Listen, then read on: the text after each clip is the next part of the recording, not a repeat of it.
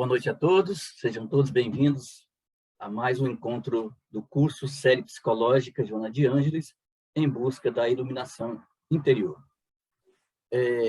Com relação à lei de proteção de dados pessoais, aqueles que não quiserem que as suas imagens sejam transmitidas pelo canal do GAEB no YouTube, que mantenham as suas câmeras doravante desligadas. Podem ligá-las e devem, quando forem fazer alguma intervenção, depois que expusermos o tema da noite. Alguns avisos de suma importância. Atividades presenciais. As nossas palestras continuam a todo. Nós temos palestra na segunda-feira, na terça de manhã, na quarta noite, na quinta tarde e palestra virtual na sexta-feira.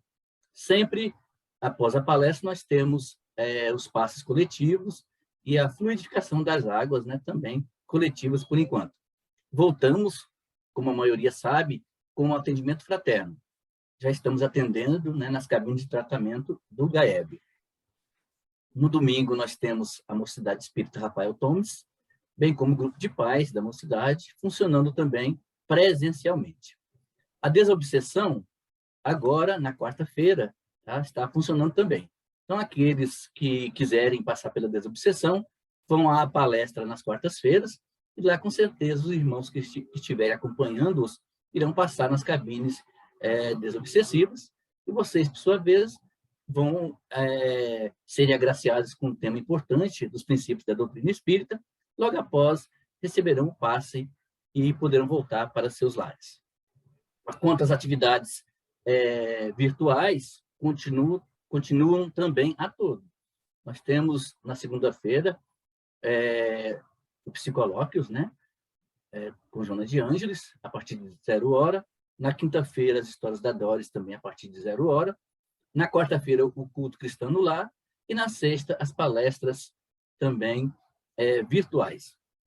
Quanto aos cursos, continuam pelas duas plataformas, a plataforma Zoom e a plataforma Google Meet. Cursos às segundas-feiras, terças, quintas e aos sábados. Então, esses são os avisos que nós tínhamos para a noite. Vamos fazer a nossa prece inicial.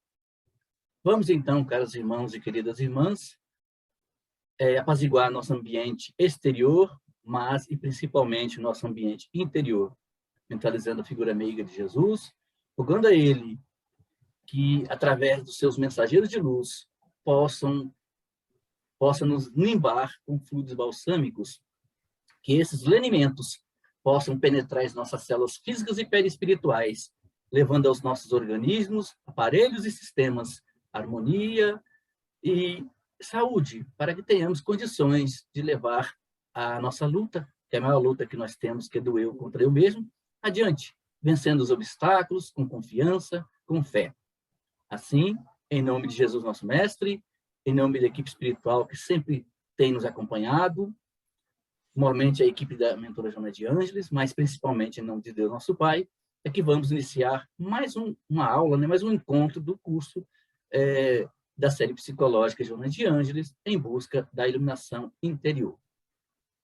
De imediato, caros irmãos, passamos a palavra para o Lelis, que dará início à exposição do estudo da noite.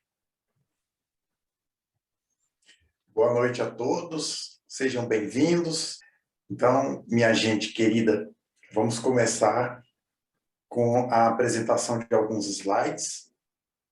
Então, hoje nós vamos explorar aqui algumas reflexões desse tema muito interessante, que é o futuro do homem. Qual é o nosso futuro? E olha que nós estamos falando do pós-morte, não é? E esse texto muito interessante se encontra no capítulo 9 do livro O Homem Integral, da série psicológica Joana de Ângeles. E como vocês já viram, todos receberam o anúncio da aula de hoje, eu fiquei com a primeira parte, a morte e seu problema, é o primeiro subtema, e o segundo, também comigo, a controvertida comunicação dos espíritos. E o Eurípides vai desenvolver a segunda parte, com os subtítulos O Modelo Organizador Biológico, que é o perispírito, e a reencarnação.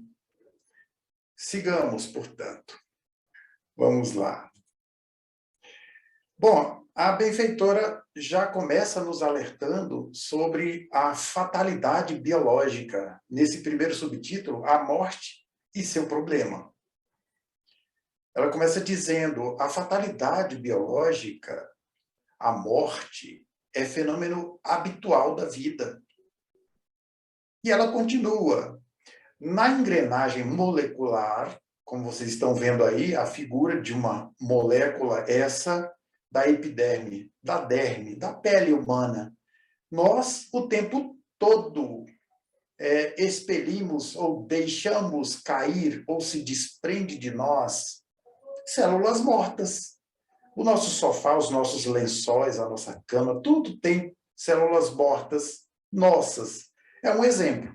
Então, a morte, como ela disse, é uma fatalidade biológica, é um fenômeno habitual da vida. Na engrenagem molecular, associam-se e desagregam-se partículas, transformando-se através do impositivo que as constitui, face à finalidade específica de cada uma. Por efeito, o mesmo ocorre com o corpo, no que resulta o fenômeno conhecido como morte, não é isso? A gente pode até, para aprofundar um pouquinho só nessa primeira fala da benfeitora, lembrar de algumas aulas que tivemos de biologia, ali no ensino médio e tal. A apoptose, por exemplo, né, que é o processo da morte celular programada, tem a ver com a genética mesmo, né?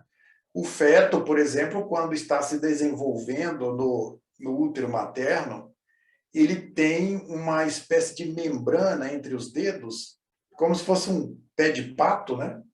E essas células, elas estão programadas para morrerem, elas vão morrendo e dando espaço entre os dedos, formando, portanto, os dedinhos, a mãozinha do feto.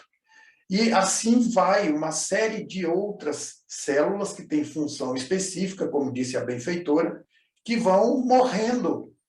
Nós temos vários tipos de morte durante a nossa vilegiatura carnal, durante a nossa existência física.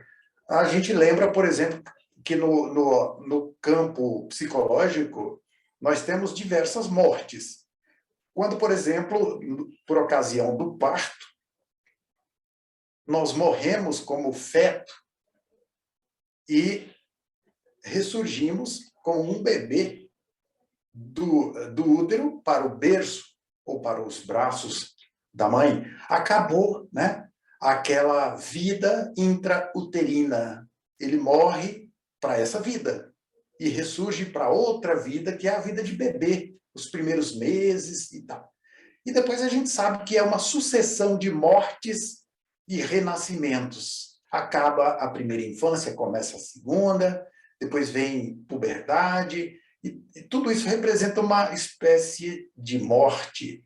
Então, a morte, como ela disse nessa primeira frase, ou primeiro parágrafo, é uma fatalidade biológica, é um fenômeno habitual da vida. Quanta saudade temos, né, daqueles nossos bebês que hoje são adultos e que já nos deram netos, para em alguns casos, né, porque aqui nós temos também jovens.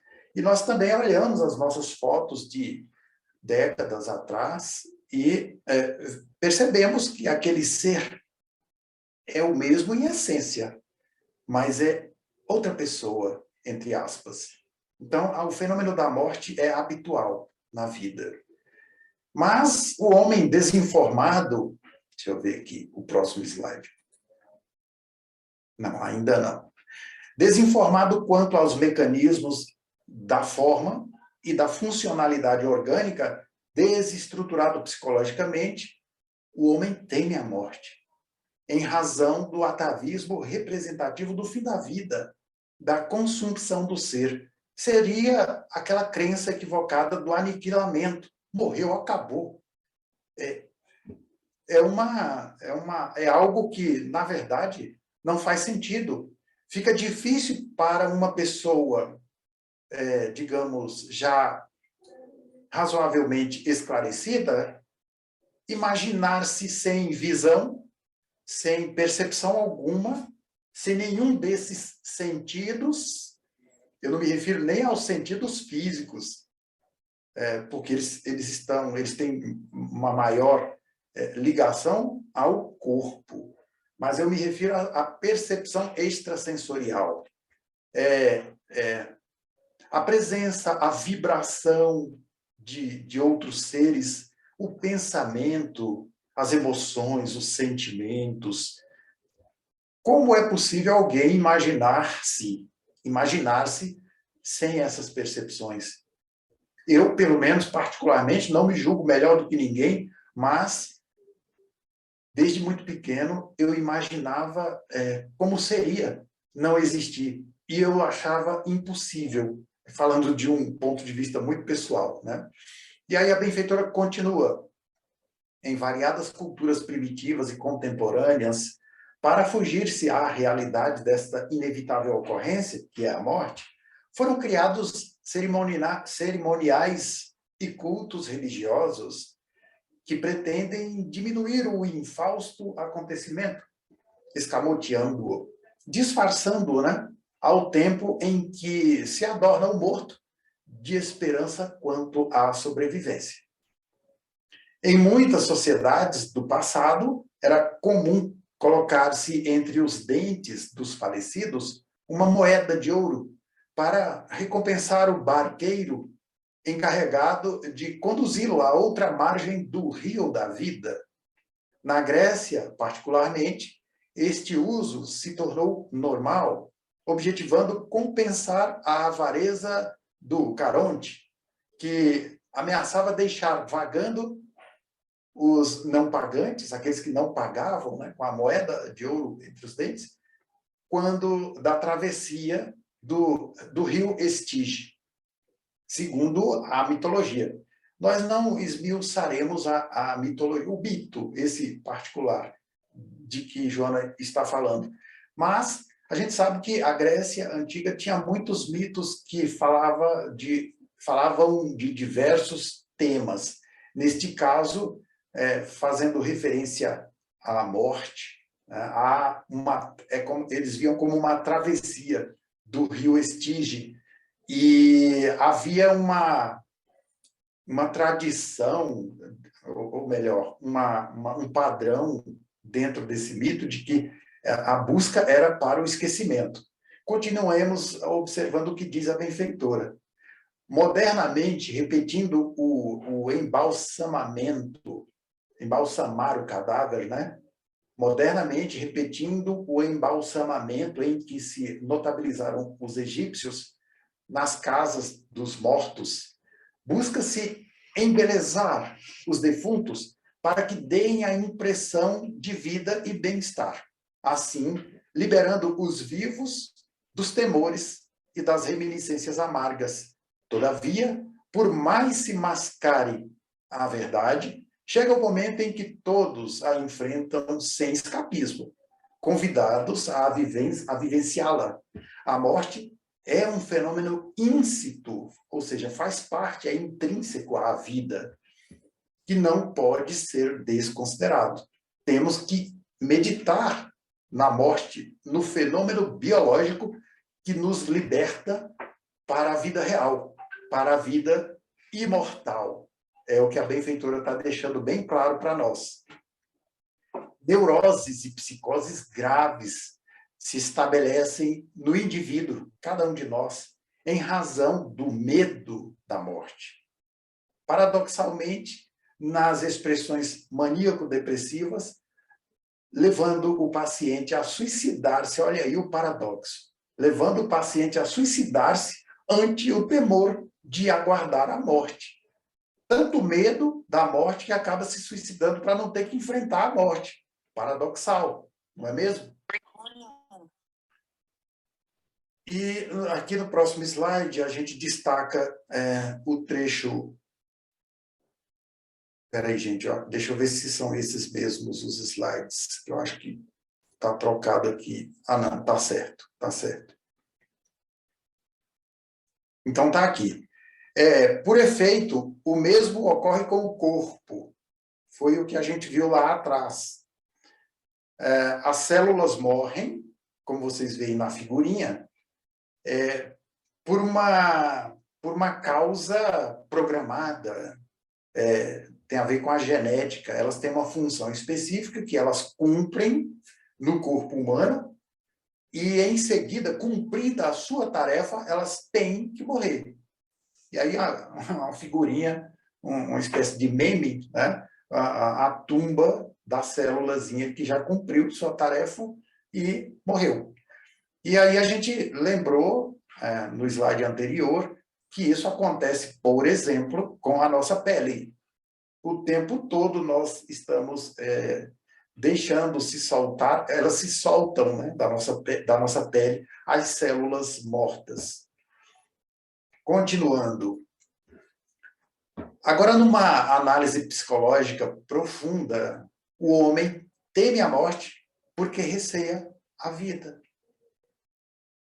Então, como interpretar isso? A gente tem visto ao longo de vários encontros passados que o medo é um dos grandes gigantes, né? Para ser bem redundante, grandes gigantes, meu Deus. Mas é uma das neuroses que mais assomam a humanidade. Ter medo de tudo. E um medo inconsciente que não se sabe bem do que. Então, vamos ver o que a benfeitora diz a esse respeito.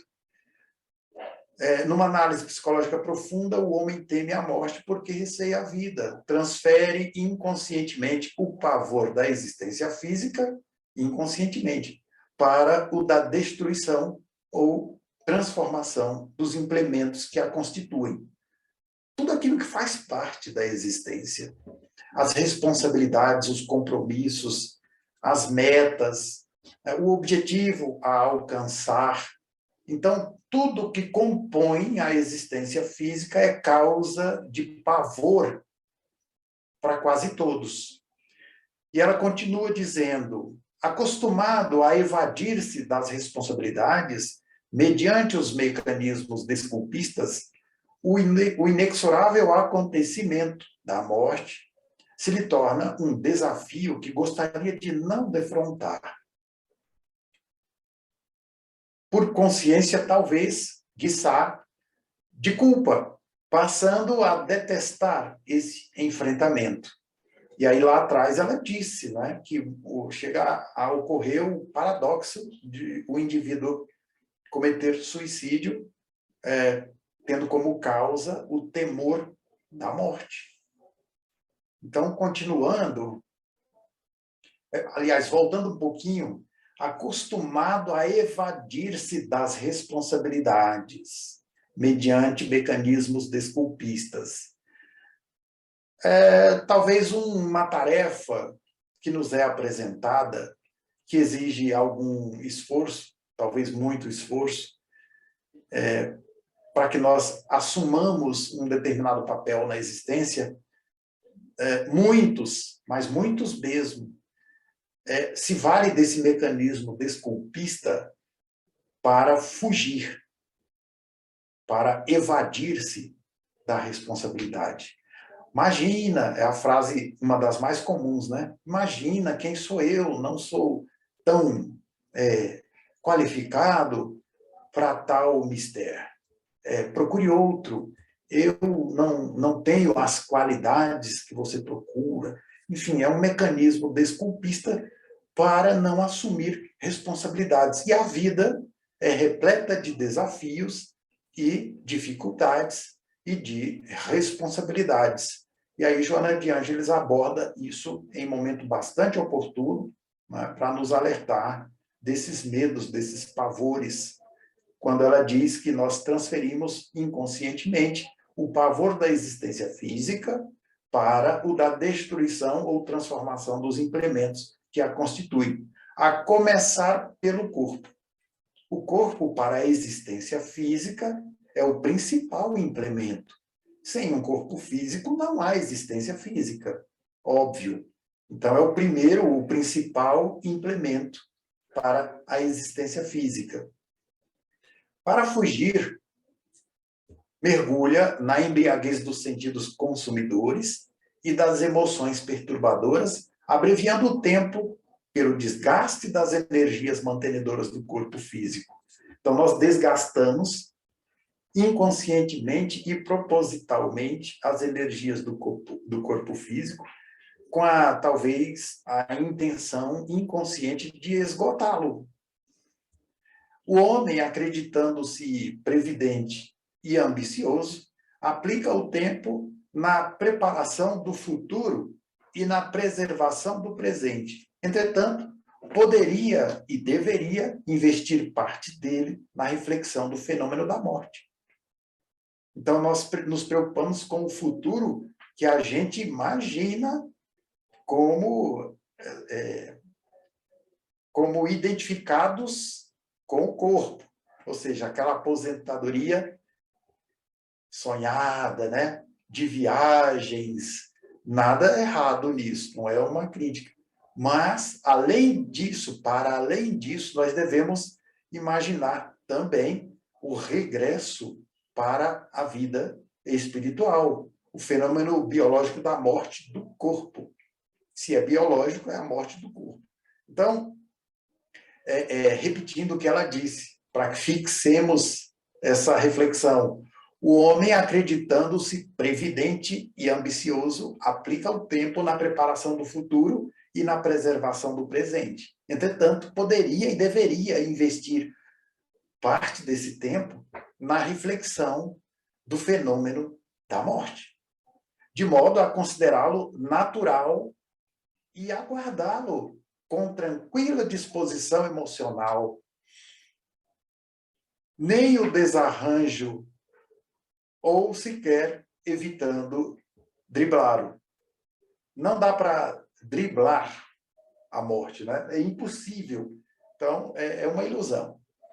A educação que se lhe ministra desde cedo a todos nós, face ao mesmo atavismo apavorante da morte, é centrada no prazer, nas delícias do ego, nas vantagens que pode retirar do corpo, sem a correspondente análise de temporalidade e fragilidade de que se revestem. Graças a essa inadvertência, espocam-lhe os conflitos, as fobias, a insegurança. Um momento diário de análise em torno da vida física predispõe a criatura a projetar o pensamento para mais além do portal de cinza e de lama em que se deteriora a organização somática, o corpo, portanto.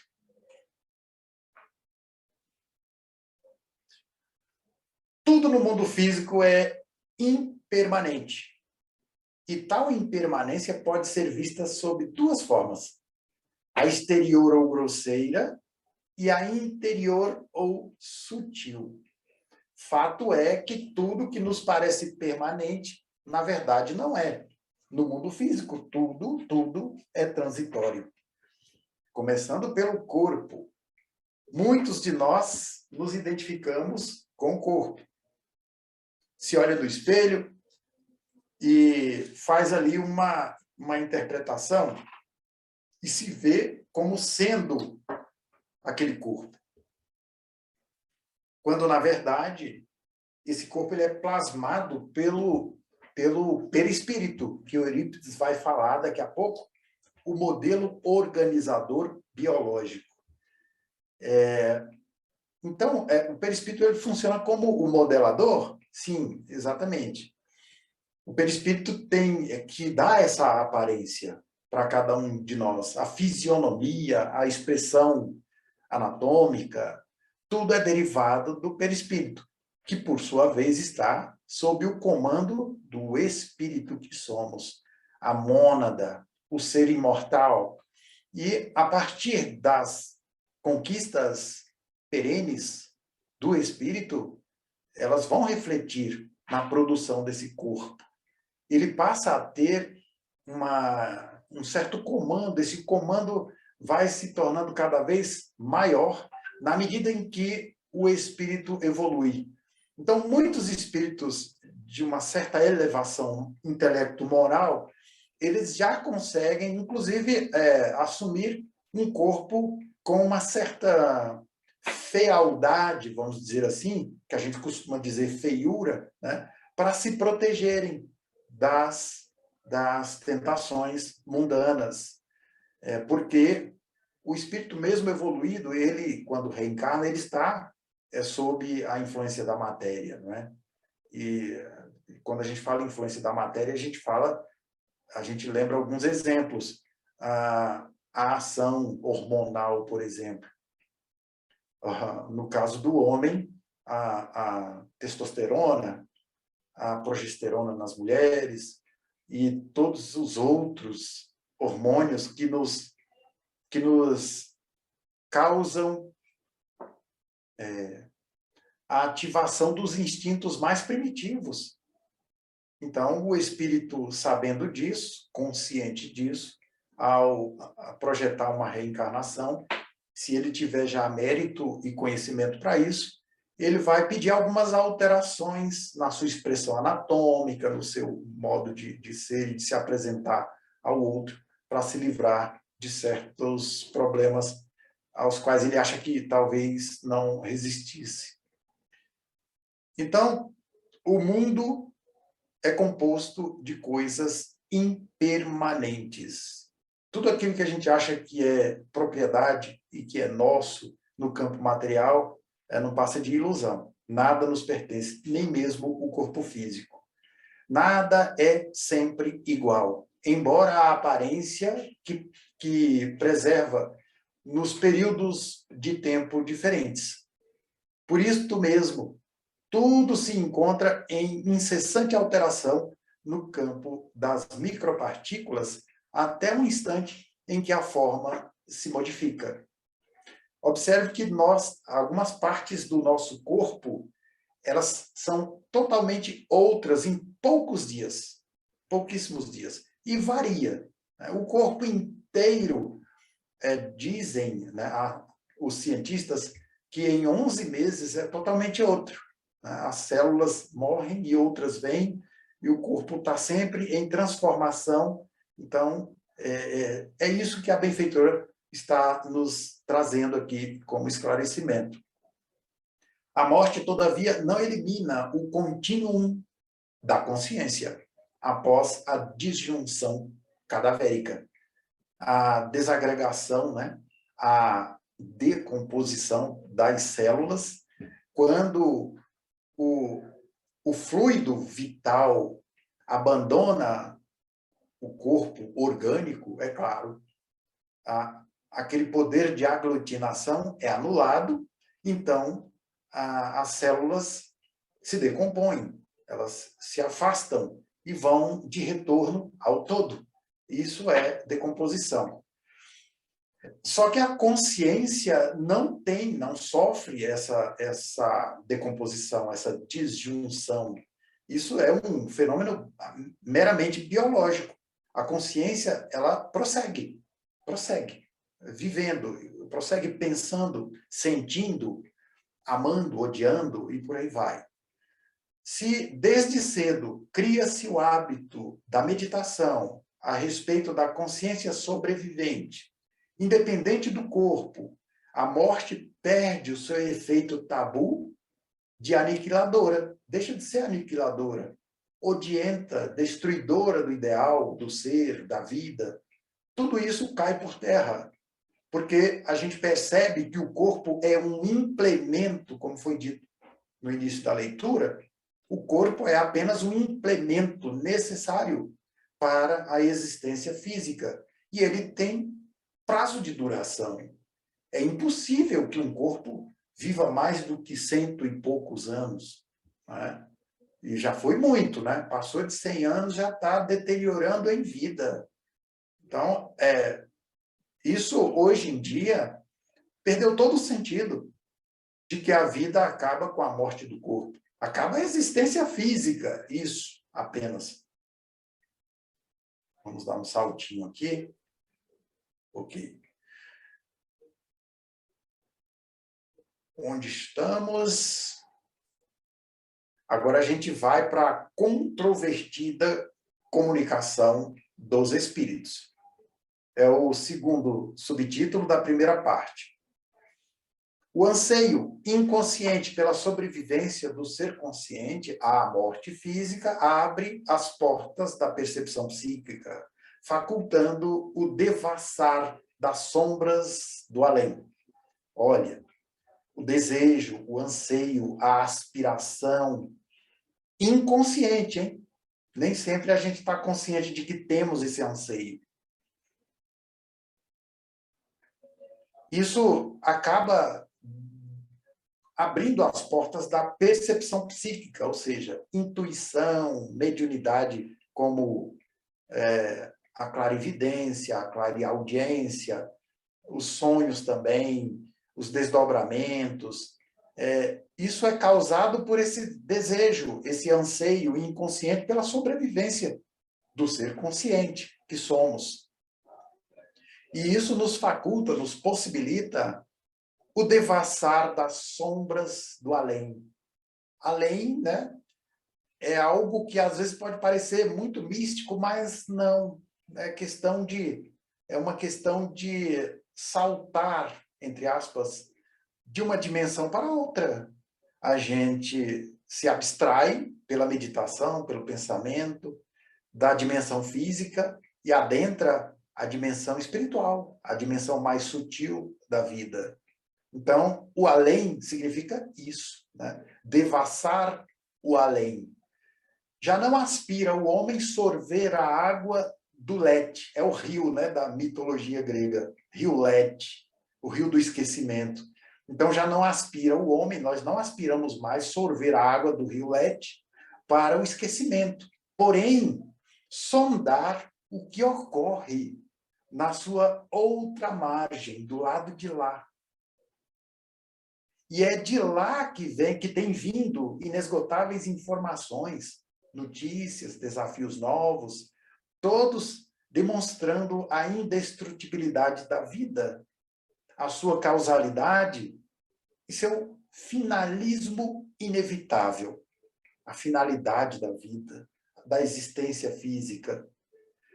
Das civilizações antigas até as modernas, desde as culturas mais primitivas até as mais bem equipadas de conhecimento e tecnologia, as tumbas descerraram suas lajes para, rompendo o enganoso silêncio e o falso repouso dos falecidos, apresentarem suas vozes e suas ações dos falecidos, né? Vozes e ações, não é o que temos visto dos fenômenos mediúnicos, tão decantados dentro do espiritismo e fora dele também? Quantos líderes religiosos exibem mediunidades diversas, com outros nomes e com outras finalidades, né? Então, é sempre bom lembrar que a mediunidade não pertence ao espiritismo, não é uma invenção do espiritismo. A mediunidade pertence à humanidade. Desde que o homem alcançou um certo nível de consciência, desde o início do uso da razão, desde os primórdios da razão, a mediunidade está presente na vida, na existência física do ser. Seguindo mais um pouquinho aqui adiante, deixa eu ver. Então, a gente fala aí dos fenômenos de ectoplasmia, que são as materializações por meio do ectoplasma que é expelido dos médiums, os fenômenos de ectoplasmia, vidência, psicofonia, psicografia e os mais odiernamente estudados pela metaciência. É a ciência que estuda os fenômenos extrasensoriais, não é isso? A metafísica. Hoje nós temos diversos segmentos científicos que já comprovam a sobrevivência da consciência. A questão é que nós temos visão somente para aquilo que nos interessa. A gente vê o que quer ver. O nosso orgulho e a nossa vaidade nos impede de ver aquilo que irá exigir de nós maior responsabilidade. Não foi o que a benfeitora disse lá atrás, dos primeiros parágrafos? Habituado a evadir-se das responsabilidades, é uma análise psicológica profunda, a qual ela tem a autoridade suficiente para fazer, para realizar. E nós aqui estamos apenas repassando, visto que a nossa pequenez não nos permitiria fazê-la, né?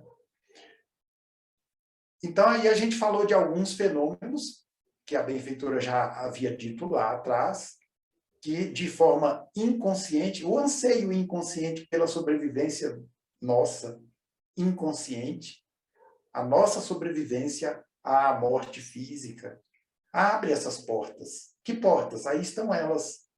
Os fenômenos de ectoplasmia, vidência, psicofonia, psicografia, e os mais odiernamente estudados pela metaciência, que se utiliza de complexos aparelhos como o Spiricom, o Vidicom, atestam a continuação e independência do espírito à morte do corpo.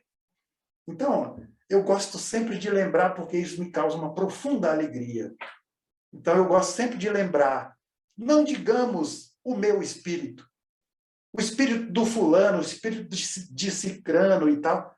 A benfeitora nos ensina, acho que é no livro O Homem Integral, não me lembro agora o capítulo, ela diz que para que compreendamos e fixemos de uma vez por todas essa realidade do ser imortal, é preciso uma correção de linguagem.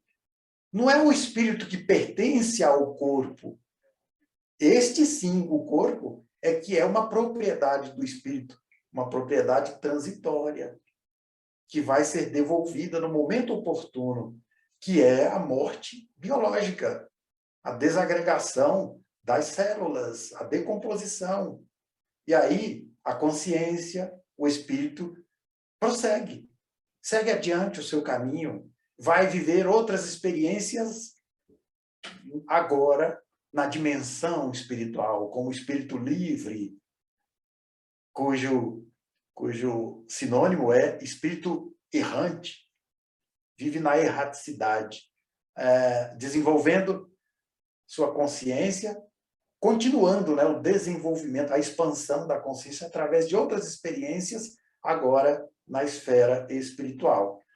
Nós não vamos esmiuçar quanto a esses aparelhos complexos, o Spiricom, o Vidicom, mas, como os próprios nomes sugerem, são aparelhos que têm a ver com a comunicação com os espíritos, por vídeo e por sons. Né? As palavras já sugerem isso. Depois a gente aprofunda em casa, depois desses estudos, vai pesquisar um pouquinho, né? Dar uma googada lá e aprofundar. Então, o complexo homem é de natureza transcendental, corporificando-se na forma física e dissociando-se através da morte, do fenômeno biológico. O complexo, esse complexo chamado homem, é um complexo.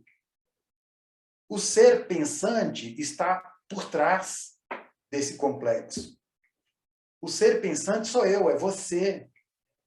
Nós existimos, somos imortais. O corpo é um implemento transitório, temporário. E ele vai... nós iremos nos dissociar dele em algum momento. E ele volta a compor o todo do planeta, que é o seu lugar. Essas partículas, essas células que formam o nosso corpo, elas pertencem ao planeta. Observemos uma grata lembrança, né? Que Jesus, o divino mestre, tinha um corpo muito sutil. O corpo dele era formado das partículas e das células mais sutis, mais suaves do planeta, como extraída dos trigais, das flores, das matérias mais delicadas, mais sutis, Que beleza, né? E aí, tão sutil, que depois do fenômeno biológico, morte, da sua morte, esse corpo se desfez como um vapor. Se desfez, causando uma correria, uma confusão. Onde foi parar o corpo? Levaram o corpo, roubaram o corpo, nada. O corpo de Jesus era tão sutil que se desfez facilmente. A decomposição foi muito mais rápida do que um corpo comum como o nosso. Seguindo.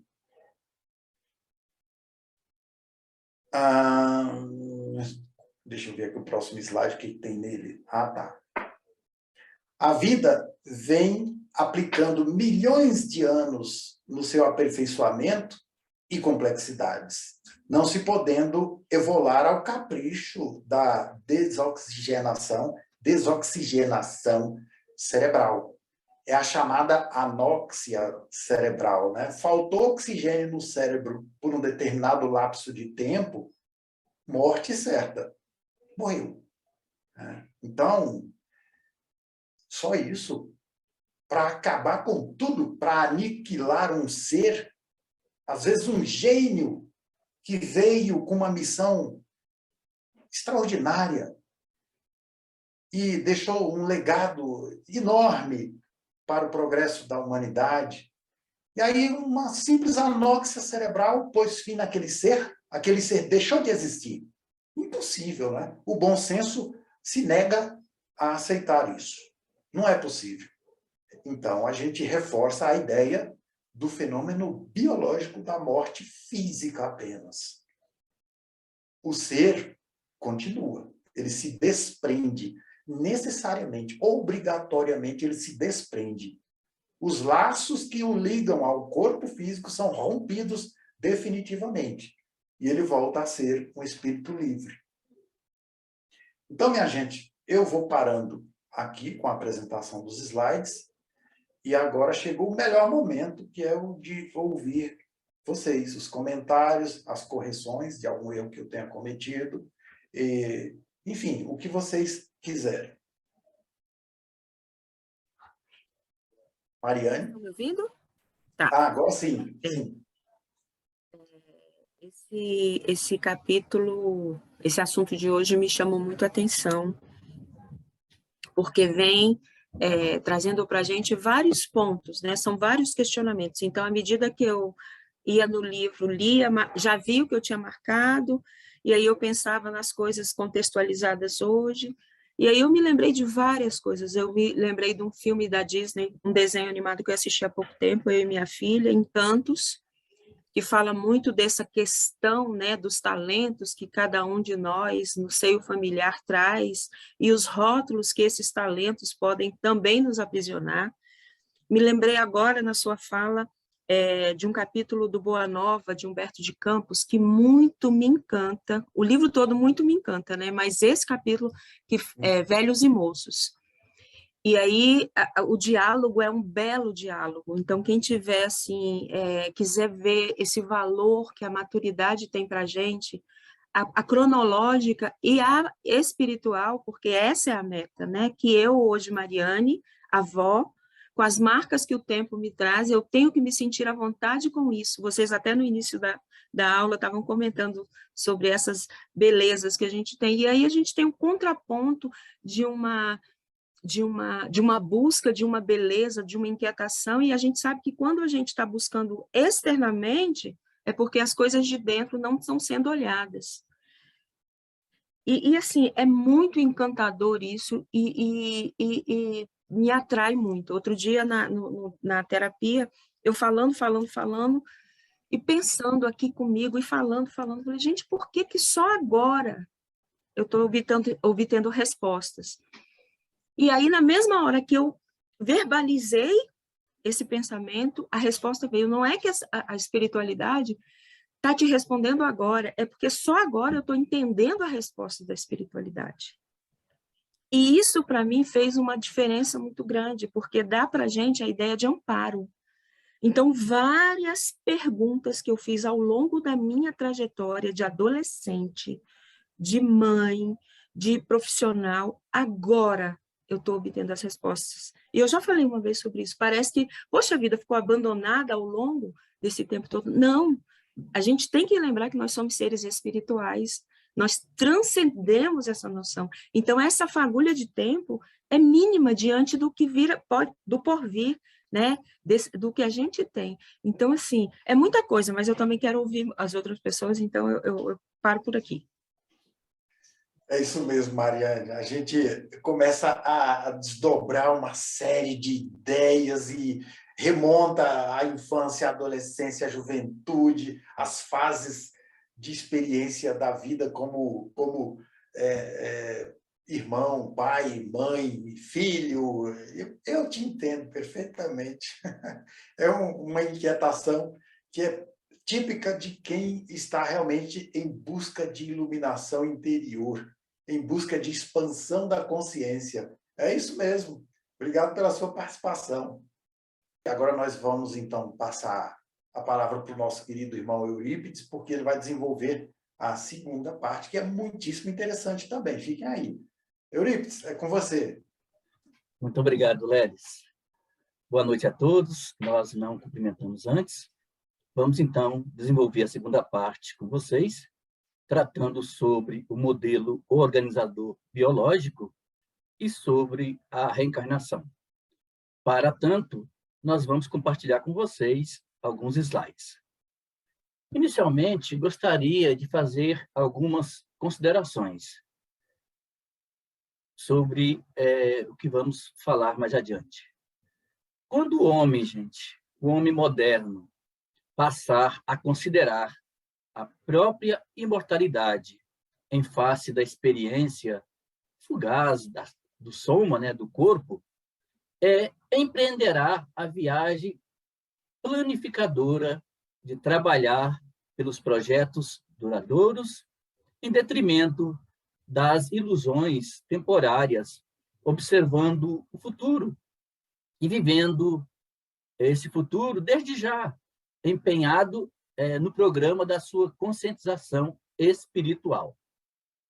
A palavra perispírito foi empregada pela primeira vez por Allan Kardec em O Livro dos Espíritos, significando peri, do grego, né, em torno, espíritus, do latim, espírito, ou seja, o termo é em volta do espírito, o corpo do espírito. O termo modelo organizador biológico, o MOB, foi utilizado pelo estudioso espírita brasileiro Hernani Guimarães Andrade, já desencarnado. E André Luiz utiliza o termo psicossoma no livro Mecanismos da Mediunidade e Corpo Espiritual nos livros Evolução em Dois Mundos e Nosso Lar. Kardec, em Obras Póstumas, no item Manifestações dos Espíritos, o item 9, ele diz que sua natureza, a do perispírito, varia não só de acordo com a evolução moral da alma, como também com as condições da região ou do planeta em que estagia. Explica Kardec, a propósito, que o perispírito é mais ou menos etéreo segundo os mundos e o grau de depuração dos espíritos.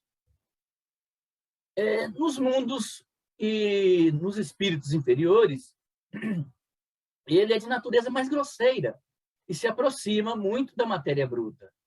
Da mesma forma que nos desfazemos de uma roupa para pegar uma nova, assim a alma se descarta de um corpo usado para se revestir de novos corpos. É o que está lá colocado no livro, né, Bhagavad Gita, escrito há 3.000 anos antes de Cristo. Já a alma nunca morre, mas recomeça uma nova vida, e ela nada mais faz que mudar de domicílio, tomando outra forma. Em Micenas, no templo de Juno, vi suspenso na parede o meu próprio escudo de um outro tempo. Mas, embora vivendo em vários corpos, a alma é sempre a mesma, pois só a forma muda.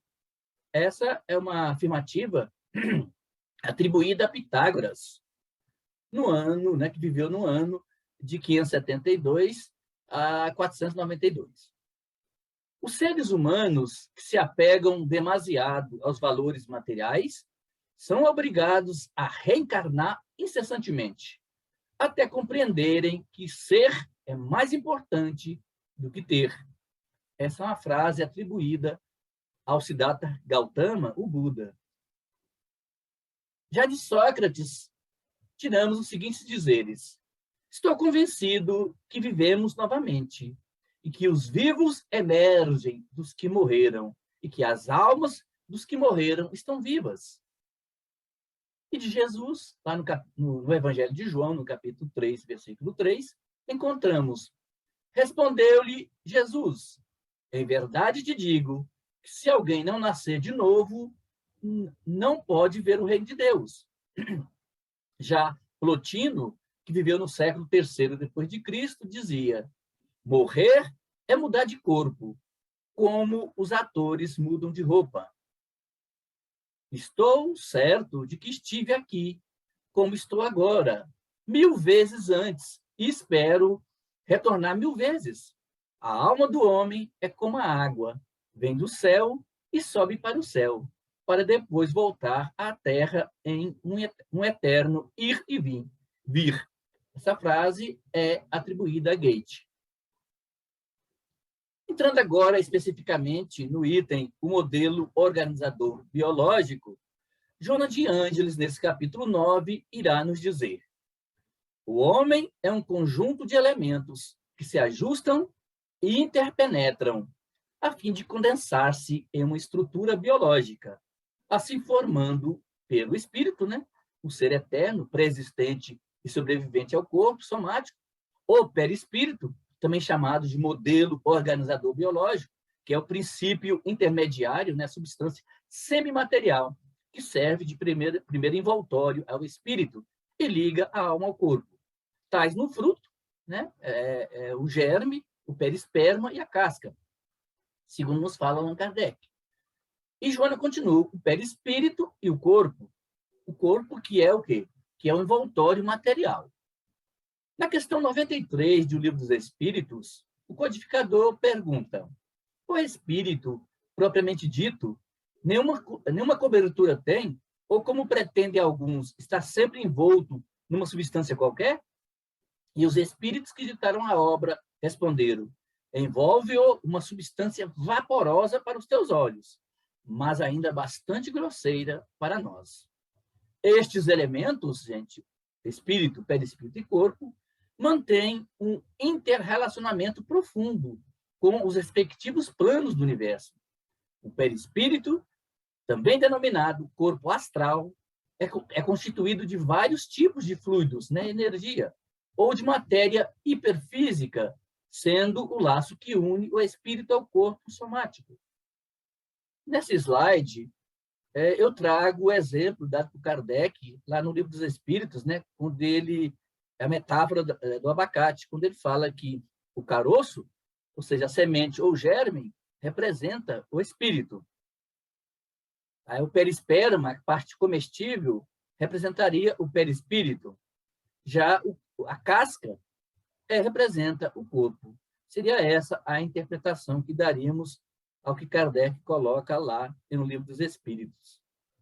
Esse modelo organizador biológico, gente, eu coloquei aí esse slide para mostrar para vocês que o espírito, né, essa essência, essa centelha divina, ele tem um corpo chamado de corpo mental.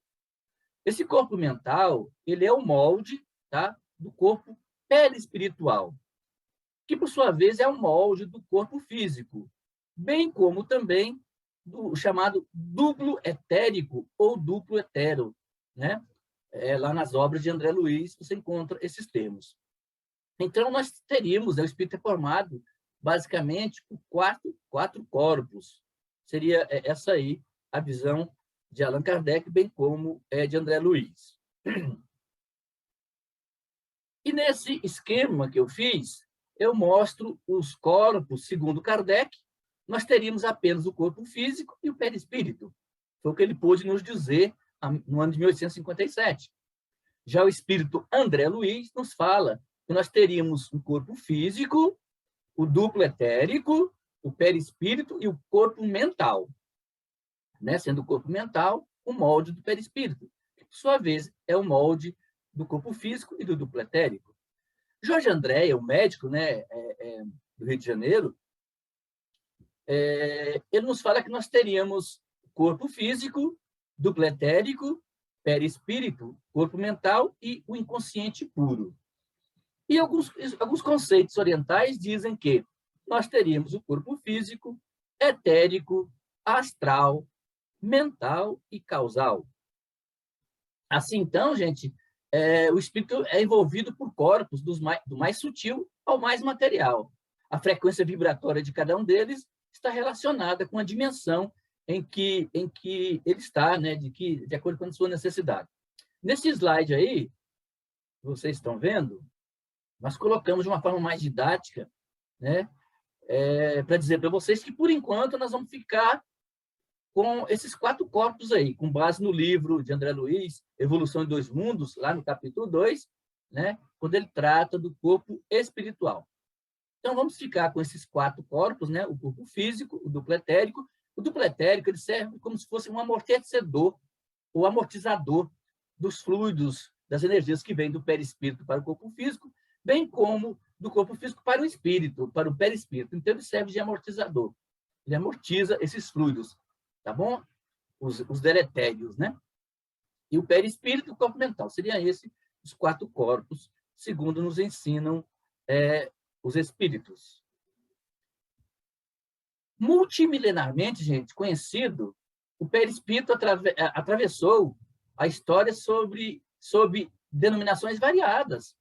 O Hipócrates, por exemplo, chamava-o Enormon, enquanto Plotino o identificava como corpo áureo ou igíneo. Já Tertuliano o indicava como corpo vital da alma. Orígenes, como aura, talvez inspirado, né, no apóstolo Paulo, que o referia como corpo espiritual e corpo incorruptível.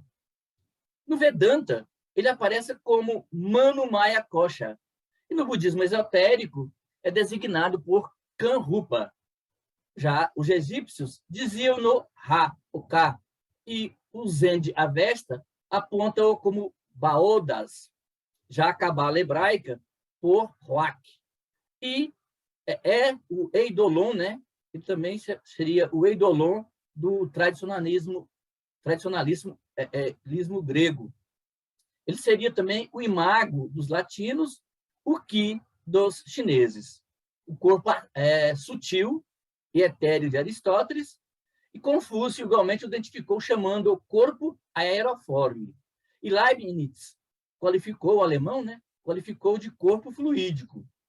Então, as variadas épocas da humanidade defrontaram-no, e por outras denominações ele passou a ser aceito.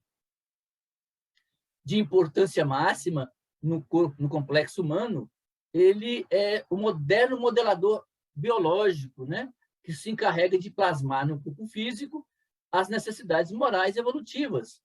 Eteriza-se e purifica durante os processos reencarnatórios elevados. Pode-se dizer que ele é o modelo, gente, a forma em que se desenvolve o corpo físico. É na sua intimidade energética que se agregam as células que se modelam os órgãos, proporcionando-lhes o funcionamento. Nele se expressam as manifestações da vida durante o corpo físico e depois, por facultar o intercâmbio de natureza espiritual, ou seja, o intercâmbio mediúnico. Ele é o condutor da energia que estabelece a duração da vida física, bem como é responsável pela memória das existências passadas, que arquiva nas telas sutis do inconsciente atual, facultando lampejos ou recordações esporádicas das existências já vividas.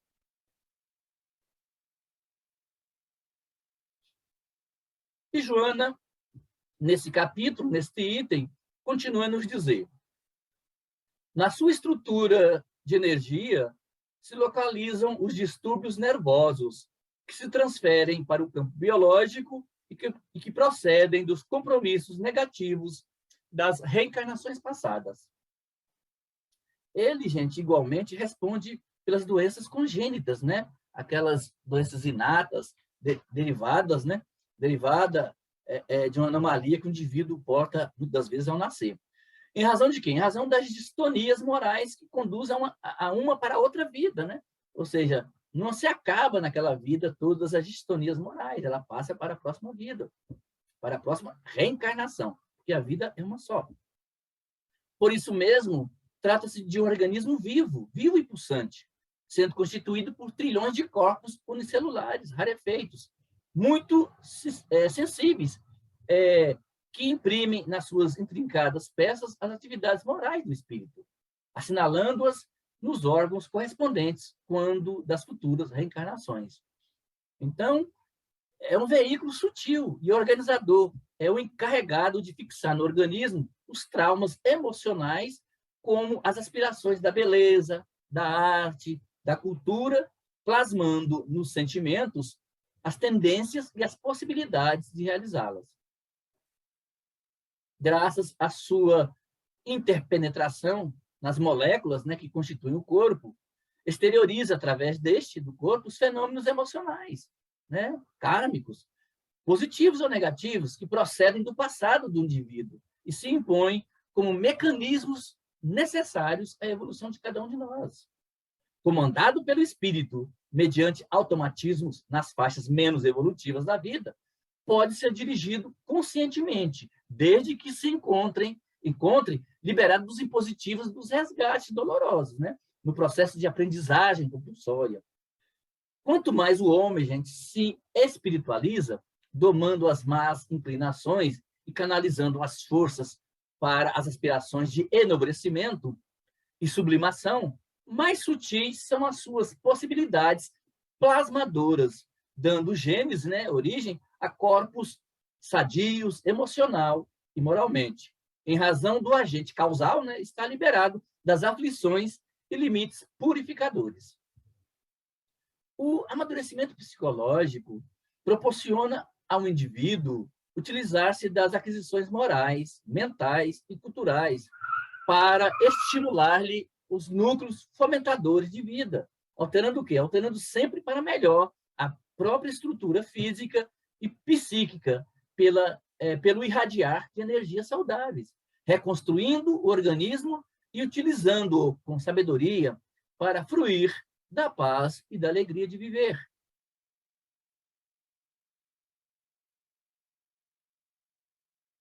Mais adiante, a mentora irá nos dizer: chegando ao patamar humano, esse psiquismo, o princípio inteligente, né, de início rudimentarmente pensante, atravessa inúmeras experiências pessoais que o tornam herdeiro de si mesmo, em um cadeamento de aprendizagem pelo mergulho no corpo e abandono dele, toda vez que se rompam os liames que retêm a individualidade. Joana de Ângeles inicia esse item, gente, dizendo que seria destituída de finalidade, seria a vida que se diluísse na tumba, não é mesmo? Como efeito do fenômeno da morte. Seria utópico, né? Quimérico, pensar-se que a fatalidade do existir é o aniquilamento. Na questão 166 de O Livro dos Espíritos, Allan Kardec pergunta: como pode a alma que não alcançou a perfeição durante a vida corpórea acabar de depurar-se? E eles respondem, os espíritos que ditaram a obra, sofrendo a prova de uma nova existência. A mentora nos diz no livro O Ser Consciente, no capítulo 1, que a reencarnação faculta a compreensão dos fenômenos evolutivos, favorecendo todos os seres com as mesmas possibilidades de crescimento, desde a monera, como ele falou, ao arcanjo, vivenciando o quê? As mesmas oportunidades e adquirindo a sabedoria, conquista do conhecimento e do amor, que culmina em sua plenitude. A reencarnação, meus irmãos, ela tem muitas finalidades, não é mesmo? Já estudada por todos nós. Mas vale a pena lembrarmos algumas delas. Por exemplo, expiação. Expiar significa remir, resgatar, pagar. A expiação, em sentido restrito, consiste em um homem sofrer aquilo que fez os outros sofrerem, abrangendo os sofrimentos físicos e morais, seja na vida corporal, seja na vida espiritual. Tem a finalidade também, gente, a encarnação da prova, ou seja, em sentido amplo, cada nova existência corporal é uma prova para o espírito. A prova, às vezes, confunde-se com expiação, mas nem todo sofrimento é indício de uma determinada falta. Trata-se frequentemente de simples provas, escolhidas pelo espírito para acabar a sua purificação e acelerar, né, o seu adiantamento. Assim, a expiação serve sempre de prova, mas a prova nem sempre é uma expiação. Uma outra finalidade é missão. A reencarnação também pode ser uma missão. A missão, gente, é uma tarefa a ser cumprida pelo espírito encarnado em sentido particular. Cada espírito desempenha tarefas especiais, numa ou noutra encarnação, neste ou naquele mundo. Há, assim, a missão dos pais, dos filhos, dos políticos, bem como tem aqueles espíritos que reencarnam com uma missão bem mais evolvida, né? De conduzir, de modificar comportamentos, de modificar paradigmas. Uma outra função é cooperação na obra do Criador. Através do trabalho, os homens colaboram com os demais espíritos na obra da criação. Um outro item é ajudar a desenvolver a inteligência. A necessidade de progresso impele o espírito às pesquisas científicas. Com isso, a sua inteligência se desenvolve, sua moral se depura. É assim que o homem passa da selvageria à civilização. A encarnação ou reencarnação tem outras finalidades específicas para este ou aquele espírito. Citam-se, por exemplo, o restabelecimento do equilíbrio mental e o refazimento do corpo espiritual. A reencarnação, caros irmãos, ela é de acordo com a justiça divina. A doutrina da reencarnação, que consiste em admitir para o homem muitas existências sucessivas, é a única que corresponde à ideia de justiça de Deus, com respeito aos homens de condição moral inferior, como nós. A única que pode explicar o nosso futuro e fundamentar as nossas esperanças, pois oferece-nos meio de resgatarmos os nossos erros, através de novas provas. A razão assim nos diz, gente, e é o que os Espíritos ensinam. Conforme nos fala Allan Kardec, nos seus comentários, à pergunta 171 do Livro dos Espíritos. Este processo de renascimentos, que os gregos denominavam de palingenésico, constitui um avançado sistema de crescimento. Um crescimento do quê? Intelecto moral, fomentador da felicidade. A reencarnação significa a volta do espírito, portanto, à vida corpórea, mas num outro corpo, sem qualquer espécie de ligação com o antigo. Usa-se também o termo, como eu falei aqui dos gregos, palingenesia, né? Proveniente de duas palavras gregas, o palin, de novo, e gênese, de nascimento. A reencarnação também é conhecida, gente, como mentossomatose. Isso para as modernas investigações, né, dos estudiosos da reencarnação. Joana de Ângeles nos diz que, graças a ele, a existência humana se reveste de dignidade e de relevantes objetivos que não podem ser interrompidos. Toda vez que surge o impedimento, que se opera um transtorno, ou sucede uma aparente cessação, a oportunidade ressurge e o recomeço se estabelece, facultando o quê? Facultando a todos nós, os aprendizes, o crescimento que parecia terminado. Face a este mecanismo, os fenômenos psicológicos apresentam-se em encadeamentos naturais e elucidam-se inumeráveis patologias psíquicas e até físicas, né? Distúrbios de comportamento, diferenças emocionais, intelectuais e variados acontecimentos na área ou nas áreas, né, sociológica, econômica, antropológica, ética, etc. O processamento da aquisição intelectual faz-se ao largo das experiências de aprendizagem, mediante as quais o eu consciente adiciona conteúdos culturais, ao mesmo tempo que desenvolve as aptidões jacentes para as diversas categorias da técnica, da arte, da ética, num incessante aprimoramento de valores. Que a reencarnação é um ato da misericórdia divina em nosso benefício, pois nos possibilita, gente, reparar antigas faltas, não esqueçamos jamais, e avançar espiritualmente. Portanto, cada dia, cada instante da nossa vida deve ser o quê? Ocasião de fazer o bem, de praticar a caridade, aprender e auxiliar o próximo, para que não percamos a oportunidade bendita de progredir.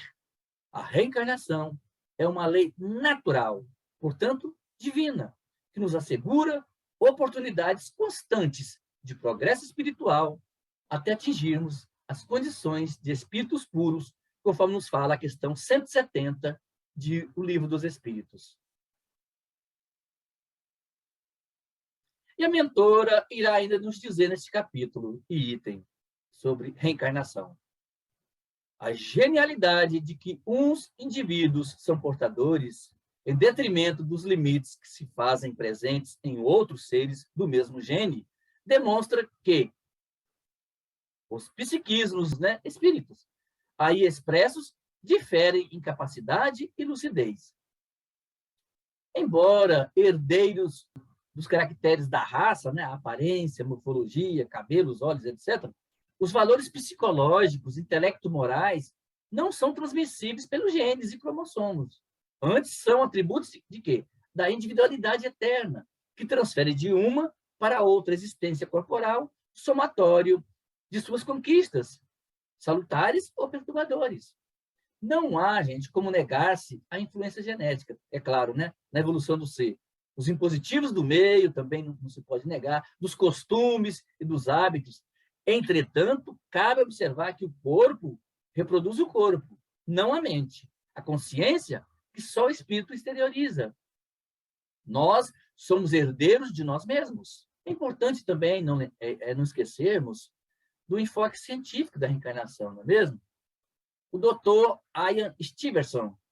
Ian Stevenson, desencarnado em 2007, foi um cientista e professor de psiquiatria da Universidade da Virgínia, nos Estados Unidos, e conseguiu catalogar cerca de 2.000 casos de reencarnação, tendo publicado 5 livros versando sobre esses relatos. Entre seus livros, os 20 casos sugestivos de reencarnação, que, por sinal, eu tenho aqui em casa, reúne 7 casos na Índia, 3 casos no Ceilão, 2 casos no Brasil, 7 casos no Alasca e 1 no Líbano. O método empregado pelo Dr. Ian Stevenson constitui em descobrir pessoas, principalmente crianças, que espontaneamente manifestam recordações. Já no Brasil, Hernani Guimarães Andrade, engenheiro, criador do Instituto de Pesquisas Psicobiofísicas, já desencarnado em 2003, ele também pesquisou casos comprobatórios de reencarnação. O professor Hemendra Nath Banerjee, parapsicólogo indiano, desencarnado em 1985, como investigador, levantou mais de 1.000 casos que sugerem a reencarnação. Na verdade, foram cerca de 1.200 casos de pessoas que tinham nítidas lembranças de vidas anteriores. Com base nessa descoberta do Dr. Ian, do Banerjee e do próprio Hernani, nós tivemos vários filmes que tratam dessa questão das lembranças de vidas passadas. E Joana irá nos dizer ainda: a introdução do conceito reencarnacionista na psicologia dá-lhe dimensão invulgar. Ou seja, com sua percussiente visão, espiritual, Joana de Ângeles envereda pelos labirintos da mente humana, estudando suas reações e potencialidades e confrontando as conquistas mais recentes da psicologia transpessoal com a diretriz espírita, a qual, apresentando o ser humano como espírito imortal que antecede ao berço e prossegue além do túmulo, transcende o que, até agora, foi alcançado pelos pesquisadores terrenos, com a psicologia espírita, trazido por Joana de Ângeles, os esclarecimentos das dificuldades na argumentação em torno do inconsciente, dos arquétipos individual e coletivo, estudando o homem em toda a sua complexidade profunda e mediante a identificação do seu passado, facultando-lhe o descobrimento e utilização das suas possibilidades do ser, na verdade, do seu vir a ser, Então, ela veio clarear seu entendimento nos alicerces do inconsciente profundo, encontrando-se os estratos das memórias pretéritas, ditando comportamentos atuais que somente uma análise regressiva consegue detectar, eliminando os conteúdos perturbadores que respondem por várias alienações mentais.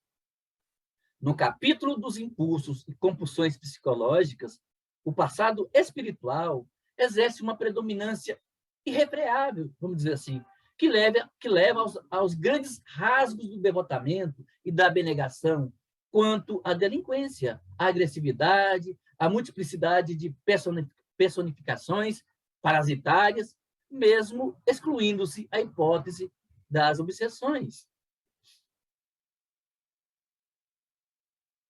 E Joana continua a nos dizer, excetuando-se os conflitos que têm sua psicogênese na vida atual, a expressiva maioria deles procede das jornadas infelizes do ser eterno, herdeiro de si mesmo. O espírito transfere as fobias, insatisfações, consciência de culpa, complexos, dramas pessoais, de uma para outra reencarnação, através de automatismos psicológicos responsáveis pelo equilíbrio das leis que governam a vida. É notável a contribuição de Joana de Ângeles, gente, para um amplo entendimento dos problemas psicológicos. Denota sua preocupação em ajudar o ser humano a despertar do sono hibernal dos milênios, propelindo-o para cogitações superiores, motivando-o a buscar a felicidade através da conquista de si mesmo. E nós temos observado os grandes psicólogos, sejam eles da psicologia analítica, né, junguianos ou não só no Brasil, como o Divaldo tem comentado, do mundo todo, interessados na psicologia espírita de Joana de Ângeles, para que possam ir adiante no âmago dos problemas emocionais e psicológicos do ser humano. E a mentora irá nos dizer ainda, diante de tais acontecimentos, comentados por nós aqui nos slides anteriores, considerando os fenômenos místicos, as ocorrências paranormais, os êxtases naturais e os provocados, aos quais a psicologia organicista dava gêneses patológicas, né, doentias, nasceu, mais ou menos recentemente, a denominada quarta força em psicologia, sucedendo ou completando o behaviorismo, a psicanálise e a psicologia humanista, que é a escola transpessoal. A psicologia transpessoal, muito bem estudada por Leles, né, no seu curso, tornou-se oficial, gente, em 1968, nos Estados Unidos, né, com a união de Viktor Frankl, Stanislav Grof, James Fadiman, Anthony Sutil e Maslow, né? A escola transpessoal não se conteve, gente, não se contenta, na verdade, apenas com a dimensão do ego, estudada pelas demais psicologias, explorada pelas outras vertentes, vamos dizer assim, pois a considera muito limitada. Assim, seus adeptos, né, da psicologia transpessoal procuram explorar outras esferas conscienciais que transcendem o universo egóico. A psique humana é vista de uma forma mais ampla, além do indivíduo, quando as pesquisas se estendem às condições não comuns da consciência, ultrapassando o estado de vigília. A transpessoal é uma escola do pensamento, né, a abordagem em psicologia, que estuda os aspectos transpessoais, né, autotranscendentes e espirituais da experiência humana, além de ser uma abordagem transdisciplinar, ou seja, que estuda o ser humano em sua totalidade, abrangendo as contribuições de outros enfoques científicos, tais como a medicina, antropologia, sociologia, física, química, biologia e metafísica, reconhecendo o potencial da vivência de uma ampla gama de estados da consciência. Ou seja, a psicologia transpessoal abrange, entre outras, as percepções extrasensoriais, além da área da consciência. A psicologia transpessoal realiza uma combinação de princípios de várias correntes psicológicas, como a junguiana, as de Maslow, né, da psicologia humanista, de Viktor Frankl, de Fritjof Capra, Ken Wilber e Stanislav Grof, com postulados da moderna física quântica, envolvendo também aspectos do budismo tibetano. Pode-se dizer, assim, que ela busca a verdade do ser, as realidades mais profundas da mente e do espírito. O movimento espírita no Brasil se sintonizou particularmente com a vertente psicológica, ou com esta vertente, né, psicologia transpessoal, por suas jornadas no campo espiritual. Assim, a psicologia, né, transpessoal é um método que tem como base trabalhar e desenvolver os aspectos espirituais do ser humano. Ela tem como base o espírito. Podemos dizer que a psicologia transpessoal é a tendência mais moderna dentro da psicologia, coerente com os ideais holísticos que buscam hoje transcender as dualidades. E Joana patenteia no livro Ser Consciente, no capítulo 1, que a psicologia transpessoal e a parapsicologia, unindo-se para interpretar os estados alterados de consciência, eliminando a esdrúxula e tradicional explicação de que são fenômenos patológicos, aproximam-se da realidade do espírito, que é indissociável de todo acontecimento físico e psíquico. E Joana, já quase findando esse capítulo, irá nos dizer: o ser humano, diante da visão nova e transpessoal, deixa de ser a massa apenas celular para tornar-se um complexo com predominância do princípio eterno. Com a psicologia transpessoal, agiganta-se o espiritismo, pioneiro de uma psicologia espiritualista, dedicada ao conhecimento do homem integral, na sua valiosa complexidade, espírito, perispírito e matéria, ampliando os horizontes da vida orgânica, a se desdobrarem além do túmulo e antes do corpo, com infinitas possibilidades de progresso no rumo da perfeição. Assim, caros irmãos e queridas irmãs, estamos chegando ao fim da nossa exposição, mas queremos dizer ainda que a reencarnação fundamenta todo o desenvolvimento moral e intelectual do ser humano. Sem ela, gente, a existência física perderia a perspectiva de uma vida futura, que nos levaria ao materialismo. Com ela, a reencarnação, todo o sofrimento encontra sua explicação lógica, reacendendo assim a esperança no futuro mais promissor. Encerramos aqui, então, a segunda parte do estudo de hoje. Vamos passar a palavra para vocês, para que façam suas colocações, seus adendos, seus questionamentos. Vocês estão com a palavra neste momento. Assim, emocionante a gente entendendo e percebendo a oportunidade reencarnatória. Quando a gente já sai, a gente começa a... Por que eu estou falando isso? Durante muitos anos eu vivi com um problema muito sério de saúde e não conseguia diagnosticar. Em 2018, nós fechamos um diagnóstico de uma doença autoimune, da área reumatológica. Quando eu descobri o que era uma doença autoimune, aquilo me fez muito mal, né? Então, era o meu organismo atacando o meu próprio corpo, né? As células. E me deu uma sensação de culpa muito grande, de coisas muito mal resolvidas. E foi aí que eu me aproximei muito de Joana de Ângeles, porque eu queria saber a origem disso, né? Se eu estava experimentando, como é que eu poderia lidar com uma situação que não teria cura. E eu não queria ficar tomando a medicação que eu tomava, que era terrível, muito pesada. E aí eu comecei num processo de ir entendendo quais as lacunas que eu carregava, que estavam me fazendo tanto mal a ponto de eu me desorganizar e ter que me internar para fazer controle de dor, tomar medicação para suportar a dor que eu sentia nas articulações. E aí foi um histórico muito complicado e eu descobri que eu tinha que começar por uma coisa que se chamava auto-perdão. E quando eu descobri a série psicológica, quer dizer que foi o ano passado, foi assim, da forma mais inusitada, que era zapeando a internet, eu vi uma postagem que o Eurípides tinha feito. E aí eu entendi, eu tinha feito muitas perguntas. E de lá para cá, eu avancei tanto, que eu só faço uso de uma medicação para dor, E há 2 anos eu faço atividade física, há 1 ano e 8 meses, sem sentir nenhuma dor. Eu resgatei autoestima, perseverança.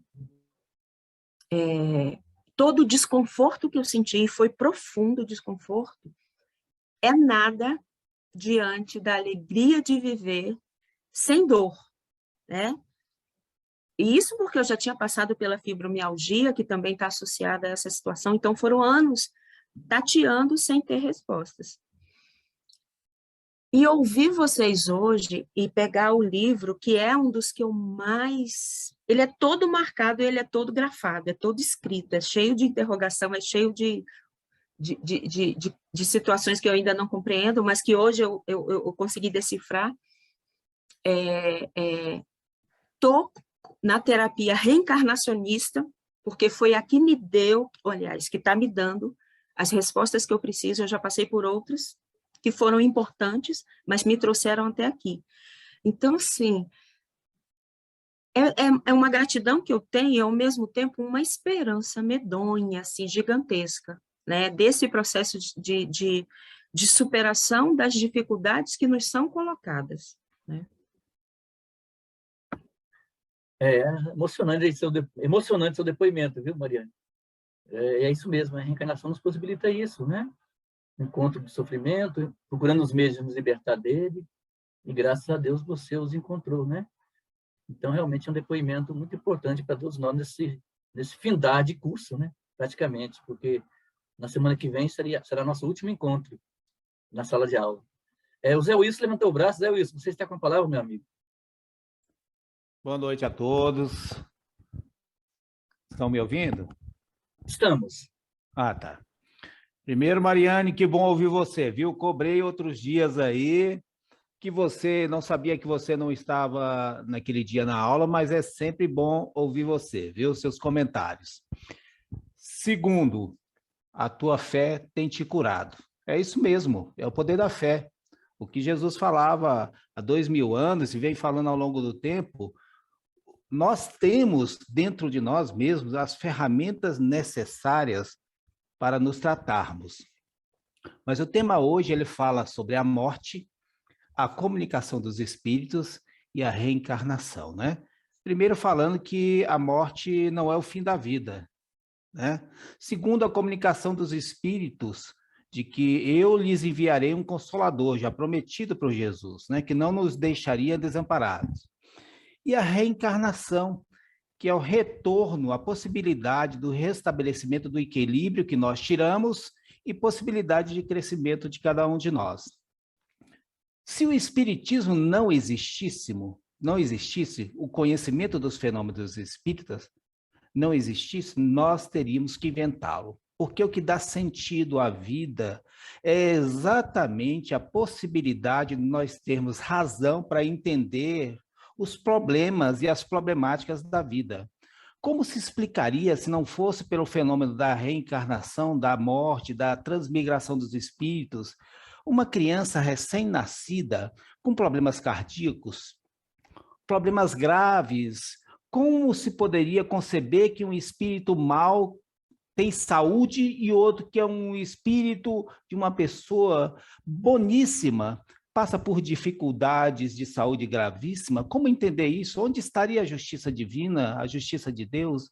Então, nós só vamos compreender isso a partir do momento que nós entendemos o fenômeno da morte, que não cessa com a vida, e que a reencarnação é a possibilidade de restauração daquilo que nós não conseguimos desenvolver. Então, daí nós vamos entender por que cada um traz uma problemática e é preciso conviver com ela, porque ela tem sua raiz no espírito.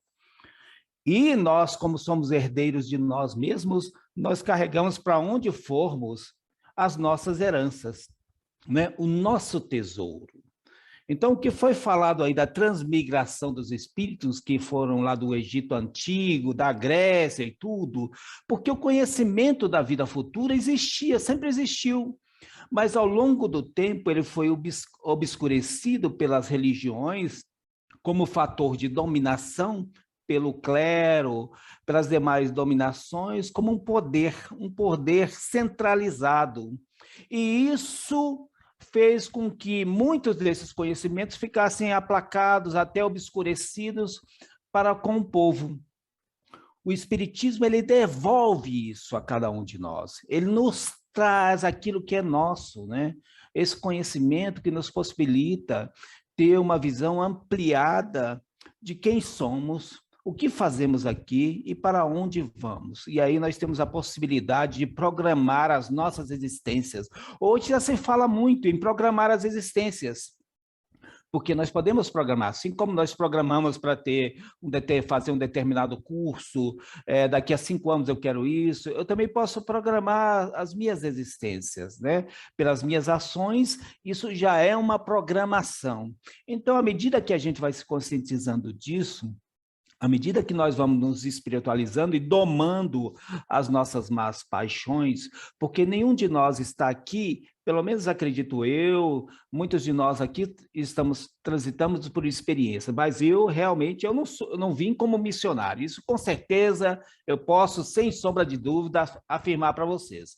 Eu vim cumprir algumas determinações que eu não consegui cumprir no passado e hoje eu tenho que revisá-las, né, reestruturá-las, me reorganizar mentalmente, espiritualmente com os que eu convivo, né, com a minha parentela material, né? E isso é importante a gente ter ciência, porque muitos de nós pensam, não, eu sou missionário, fulano de tal é missionário. Não, nós estamos num mundo de provas e expiações. Os missionários aqui são muito poucos, né? Se contam em alguns dedos aí, são muito poucos. A maioria de nós vem com um trabalho muito, muito honrado e gratificante, que é o de se reequilibrar, também é gratificante, né? A possibilidade de reconhecer na grandeza divina, de reconhecer Deus como a suprema força do universo, isso já é importante, já é uma mudança grandiosa. Nós que muitas das vezes no passado, não muito longínquo, vivíamos distante disso. Então, eu queria só agradecer a todos aí e para que os demais participem também, porque a participação de vocês é muito importante. Muito obrigado. Antes de passar a palavra, obrigado, Zé Wilson, pela sua contribuição. Antes de passar a palavra para o Lelis, a Ana está pedindo, Freire está pedindo para eu colocar o nome dos livros, né? Do Ian Stevenson.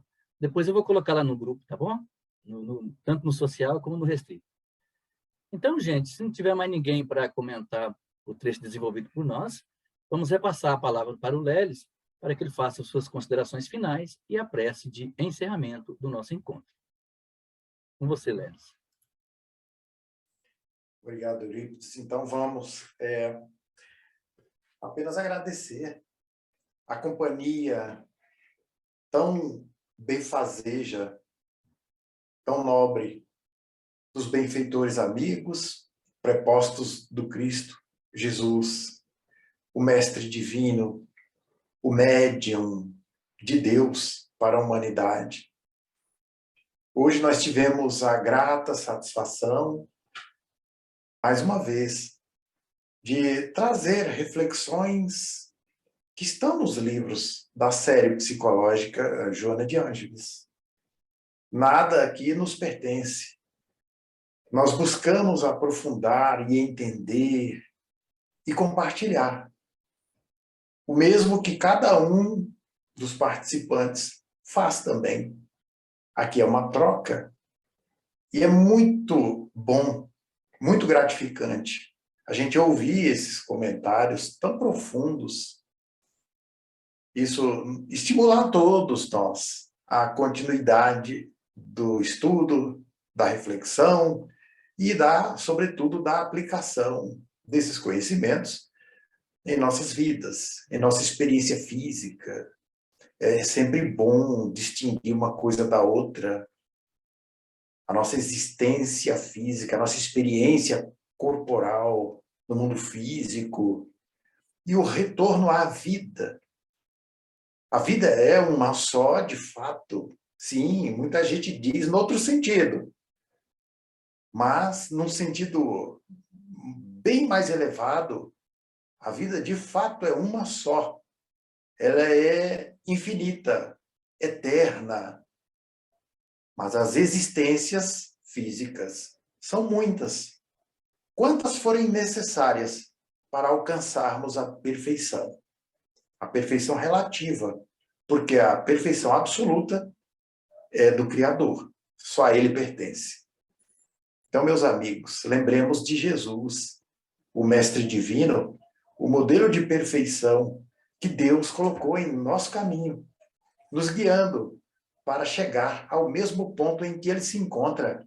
Pois Ele mesmo disse: podeis fazer tudo o que faço e muito mais, se quiserdes.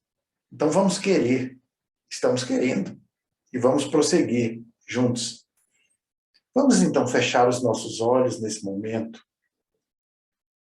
buscando aqui nos arquivos de nossa memória aquela figura meiga, amorosa, aquele olhar sereno, seguro, sábio do Divino Mestre, que representa a própria divindade, pois, como ele disse, eu e o Pai somos um.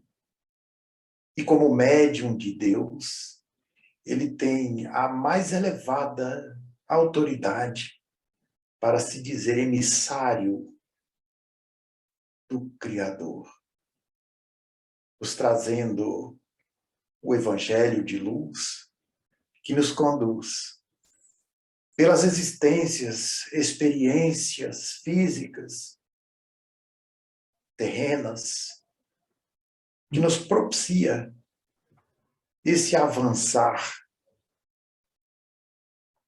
para a perfeição relativa, como já dissemos. Então, o nosso sentimento em destaque nesse momento é o de gratidão, de reconhecimento por esses encontros tão promissores, tão produtivos e tão gratificantes. Deus, Pai amoroso, agradecemos, Senhor, por mais essa noite de estudos e reflexões.